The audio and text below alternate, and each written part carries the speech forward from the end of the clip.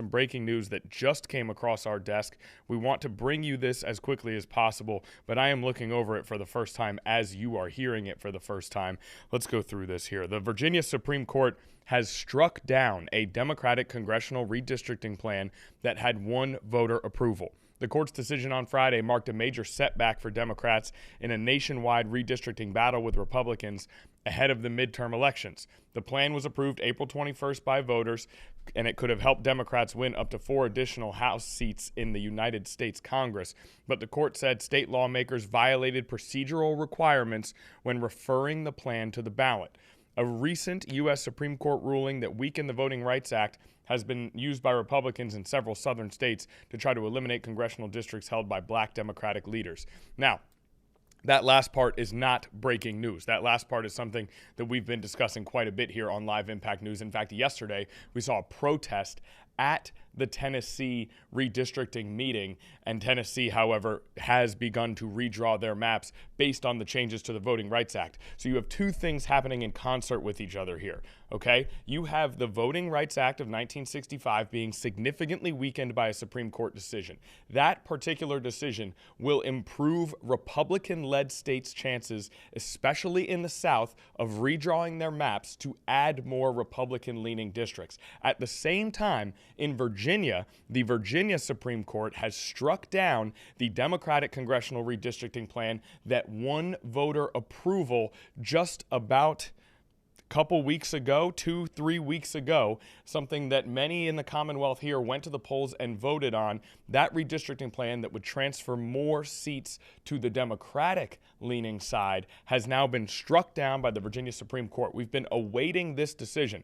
This was always going to be how this went. The vote was going to happen, and then the decision was going to go to the courts. We've been waiting for the courts to decide, and the Virginia Supreme Court has officially struck down that congressional redistricting plan. Let's go over this reason again now, okay? The reason is the court said state lawmakers violated procedural requirements when referring the plan to the ballot.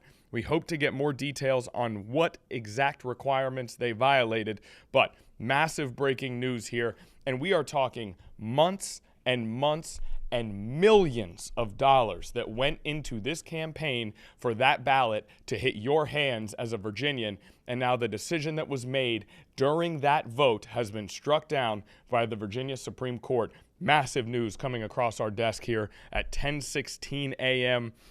Here on this Friday afternoon. We are going to dive deeper into this as soon as we get a chance later on in this stream. For the time being, we're going to take a commercial break. We will be right back. All right, we're back here on Live Impact News. We are attempting to get everything in order here to make sure that we're bringing you as up-to-date coverage as we can on this Virginia Supreme Court decision. Let's see here. Let's continue to go through this. We have a quote from Republican leaders in the state that I am actually going to make my way to right now, sort of as we speak, live on the air with you guys. Let's go ahead and go through this. This was sent to us just moments ago, 10:20 a.m. Senate Republican leader statement on Supreme Court decision in the redistricting case. Today, Senate Republican leader Ryan McDougal released the following statement regarding the Supreme Court of Virginia's ruling. The Supreme Court ruling today affirms what we all know: you cannot violate the Constitution to change the Constitution. The justices of the Supreme Court of Virginia, after careful and thorough review of this matter, affirm that even the General Assembly must follow the law. This ruling is not a partisan one, it is a constitutional one. The rule of law is the foundation of our Commonwealth, and today it has been upheld. Every Virginian wins. So that is, again, a statement from the Senate Republican leader, Ryan McDougal. And again, this decision nullifies the special election on this redistricting referendum that we saw on April 21st, in which the yes votes won that particular election. So Virginians voted to approve this map, and now the Virginia Supreme Court has shot that decision down. That vote now rendered completely meaningless. All of those advertisements that you saw, the flyers that were sent, the commercials, the billboards, every piece of campaign advertising, every ounce, second, minute of time spent by lawmakers contributing to this campaign rather than being able to focus on the jobs that they want to do for their constituents. All of it now nullified by the Virginia Supreme Court's decision. Now remember, this case came across the Virginia Supreme Court's desk before that special election. They decided to wait until after the people of Virginia had spoken to rule on this case. They wait until the election approves the redistricting, and then the Virginia Supreme Court disapproves the redistricting. Now, let's go through a little bit more of this information here. It looks like we have the map up on. Go ahead, Sarah, hop on mic here. What do we got working here?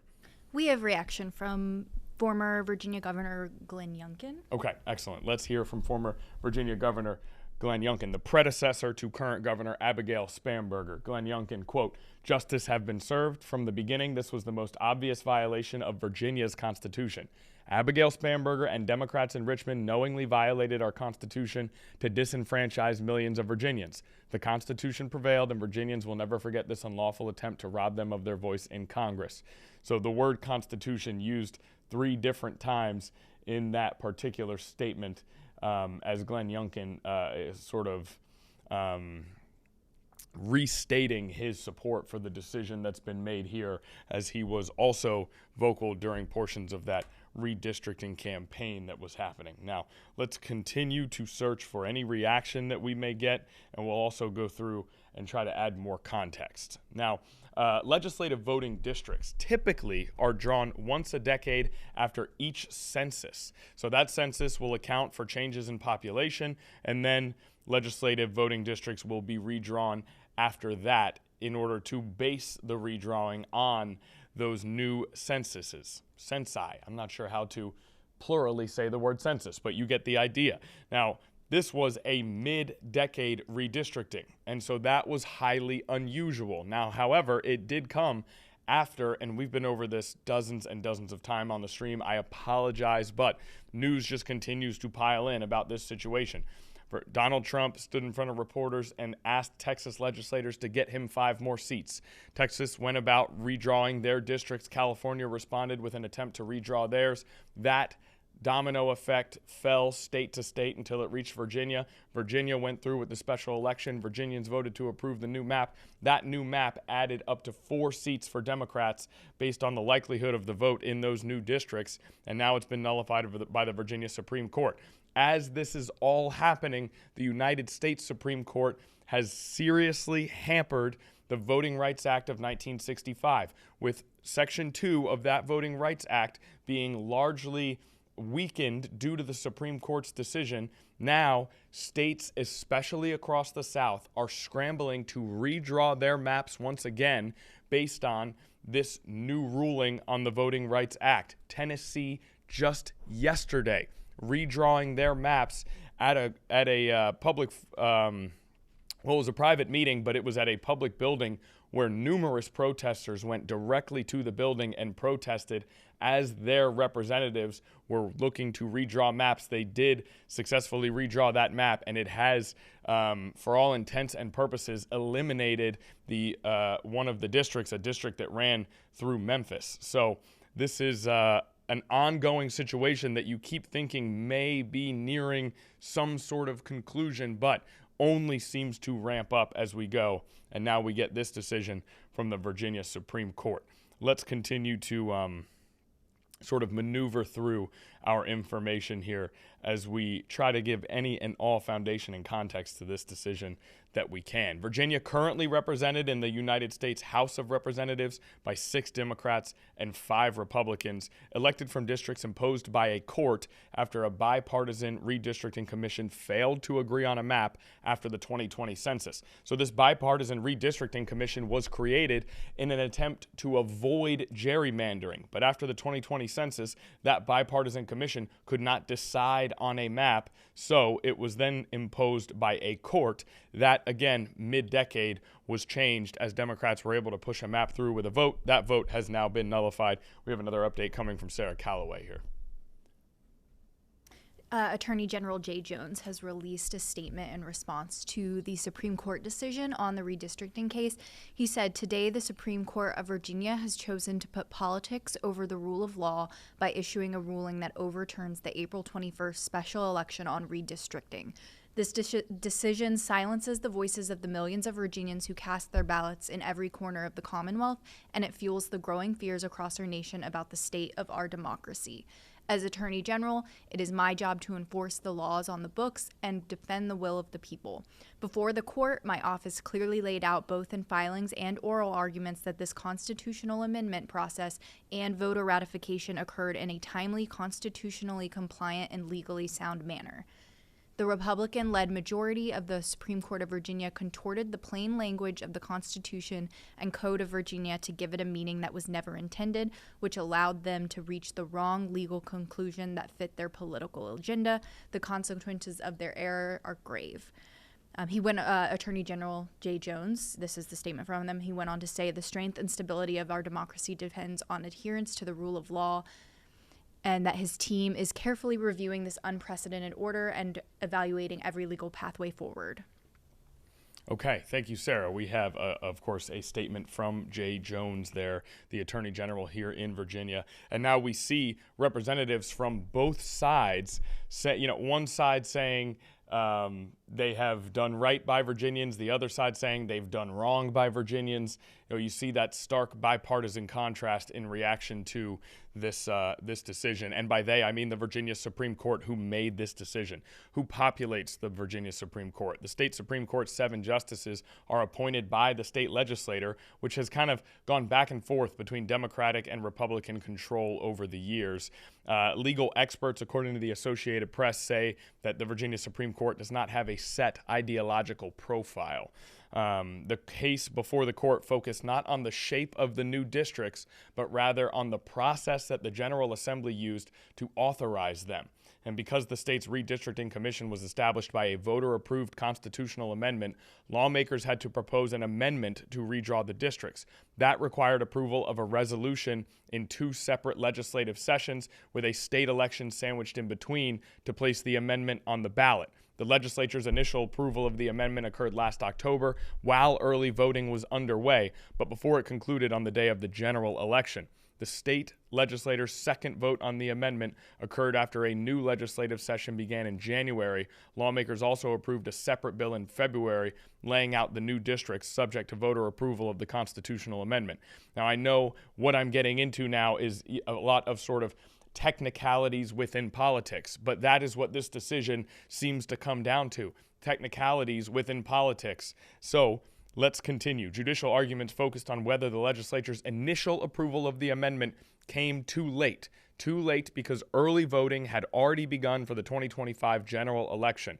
This is something that we actually touched on at the time here on Live Impact and on 13 News Now.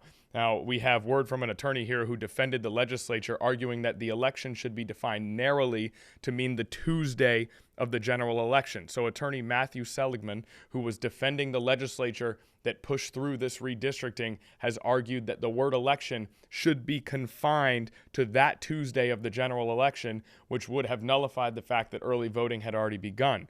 In that case, the legislature's first vote occurred before the election and was constitutional as far as that attorney argued in favor of the legislature. Now, the attorney for the plaintiffs, for those bringing the suit, Thomas McCarthy, argued that an election should be interpreted to cover the entire period during which people can cast ballots, which lasts several weeks in Virginia. If that's the case, then the legislature's initial endorsement of the amendment came too late to comply with the state constitution. So that maybe is sort of the most easily digestible crux of what we're getting at, is this amendment was approved by the legislature while early voting was already happening. Technically, the rule is that that sort of approval needs to happen before an election. So does early voting constitute an election, or does the Tuesday voting day constitute an election? Millions and millions of dollars, hours and days and weeks of time, a special vote by Virginians, and then an entire judicial process. And we go all the way back to semantics between early voting and voting day in terms of when an election began.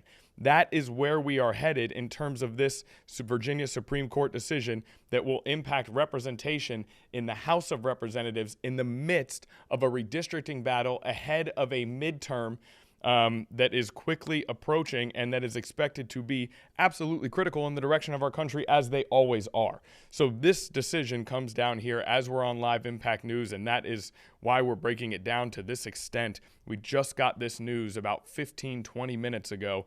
The Virginia Supreme Court has ruled that the redistricting referendum that went through a Virginia vote and approved new districts is unconstitutional. That is where we stand right now, and so much of it appears, based on my research here while we're live on air, based on my understanding, to go back to whether or not early voting constituted an election when the legislature decided to approve this amendment that would ultimately lead to that special election.